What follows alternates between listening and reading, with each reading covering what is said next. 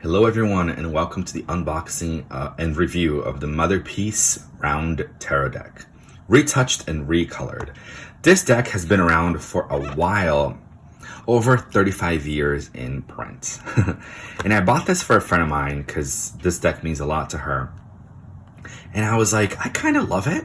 And it's so different than a traditional, what is tradition, right? But a traditional tarot deck. And I don't really have any round decks, so I was like, I'm gonna get it. So anyway, let's get into it. So we open it and we are met with another box. All right, so here we have just a white box, your white square tuck box. And you open it and here are the cards and a little guide book. Now I'm pretty sure actually that the Motherpeace Tarot has a bigger book. It's got like a bigger box. It's taller and it's definitely taller. That doesn't have this small, it's your little white book that we all know that comes with every deck. But I do wish that this book told a little bit more. The star, for example, like rain, gently a pool, grace descends to one who opens in trust and love. The star represents hope, freedom from pain, the touch of the Babylonian mother goddess Ishtar, a ritual of cleansing and self-healing in Aphrodite's love. I love that, and I think it's beautiful, and it makes total sense to me for the star. However, it doesn't actually fully explain the images of the cards. These images are very, very intricate and very beautiful and just different. I don't even want to call this a tarot deck. It's definitely more of an oracle, more intuitive. But anyway, let's go through it. I'm going to show you all the cards. If you don't want to see all of them, you can skip ahead, but I will be showing you all of them. So here are the backs. I love these backs. And the cardstock is pretty bendy. It's pretty flimsy. Not your sturdiest deck. But that doesn't really bother me that much, but it may bother you. So here you have the two authors, the two co-creators. It's just an extra card, and then you have, which I love this, Traditional Charge of the Star Goddess. And it's a poem version by Starhawk. And you can read it like a prayer, you can read it, and it's just really, really beautiful. You can kind of use it for your magic work. So here we go. Here we have the Fool. Now, let's look at the book, because there's a lot of symbols on here that I love. But, where is the Fool? Like the feminine archetype, the Fool, the Zero, embodies all duality within itself and is infinite in its possibilities. Appearing marginally as the Joker in modern playing cards, the Fool is actually the main card in the tarot, representing the essence of life itself. The divine light within the human form and the secret of reincarnation. Love it, really powerful, and this book is great. However, it doesn't explain to me why you have mushrooms and a crocodile and a tiger and a vulture and that looks like a book and some flowers. So like the flowers in the book, I get that from the Rider-Waite-Smith. The crocodile actually you see in the Thoth system of the Fool, and also the white flower, you see that as well. But the rest of it is different, and I love, but I would like more explanation. Here we have the Magician, which I love.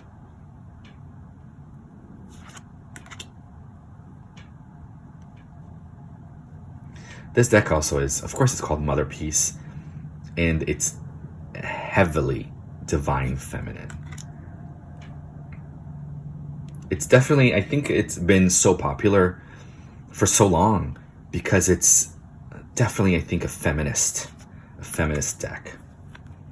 Even the Emperor kind of, he could totally be androgynous or transgender or something. Or not, I mean, whichever you vibe with, but here we got the Hierophant. This Lovers is so unique. It's so unique. But I'm sure you can see that it's like, I don't know, it's not really like a tarot. It's such a it's so different. See, this Justice is so different. What's interesting too about a round deck is you can use this as upright. Of course, a lot of people use reversals, but I've seen also people use round decks, kind of like the left orientation and the right orientation. So you're adding more diversity to your reading. The crone, number 9, would be the Hermit. So they changed the name of this one. Also, the court cards, you're going to see that they have different names as well. So we got the Wheel of Fortune, Strength, the Hanged One,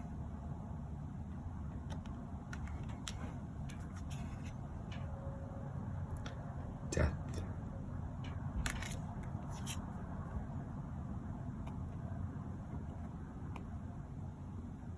Temperance is just cool.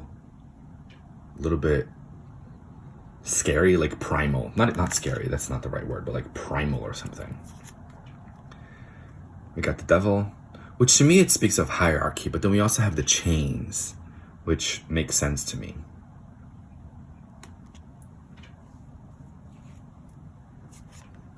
Tower.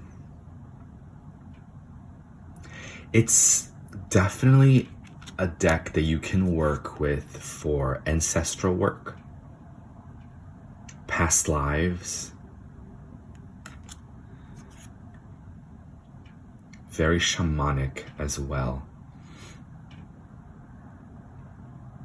That's what I think also what's been so popular is that it's all those different elements in one deck. It's feminism, but it's also ancestral. It's also dream. You can do a dream path work, dream sequence, shamanic, ancestral work.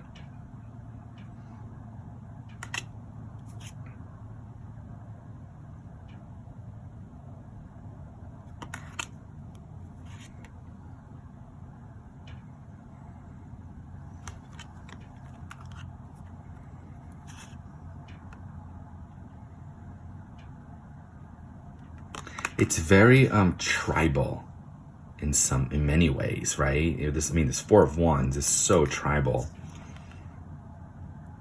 And because it's very tribal, because in a more, I have here the original Rider-Waite-Smith next to me, and because it's so tribal, you can see, right, that in a tribe we work together, but we also celebrate together, and we also, 5 of Wands, we also fight together.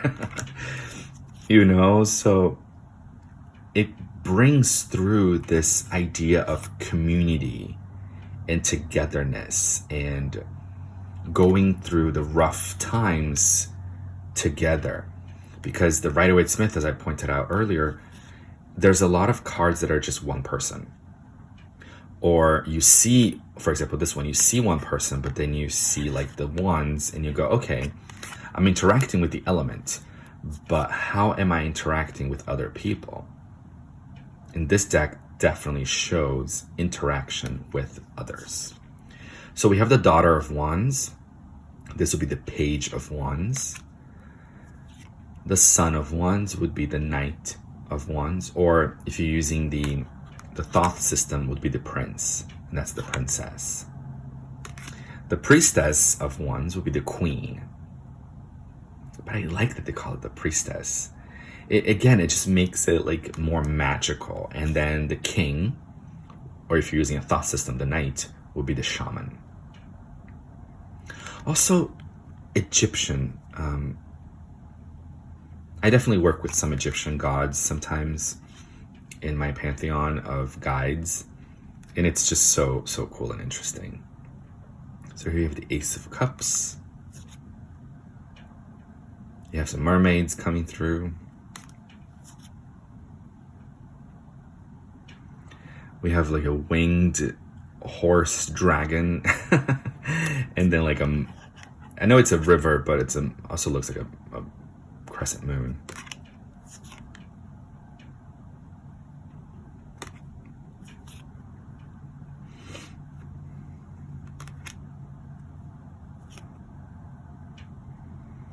I mean, look how cool that is. The horse is like on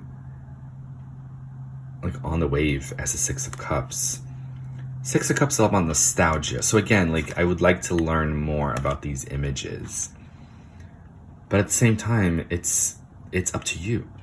It's what you see in these images that really like speak to you, that move you, that give you like keywords that call to you, right?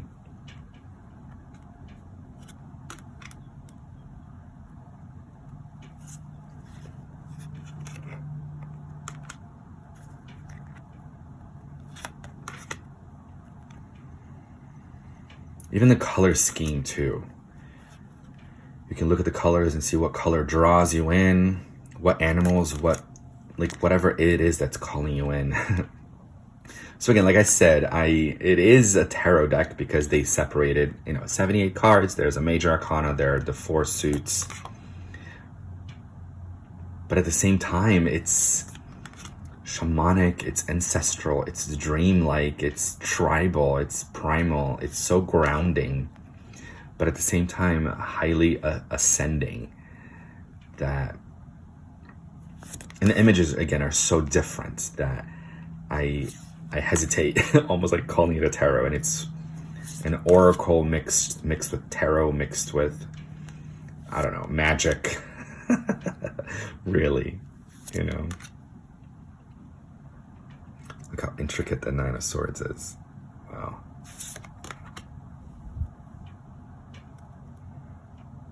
Also here, this kind of, I talked about Egyptian stuff, but this building feels Greek to me. So again, you can do a past life reading with it.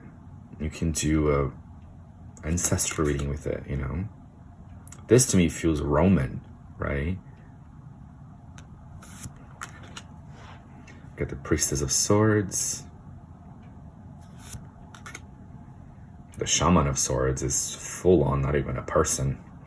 He's just the wind. And he gets the Ace of Discs, or the Ace of Pentacles.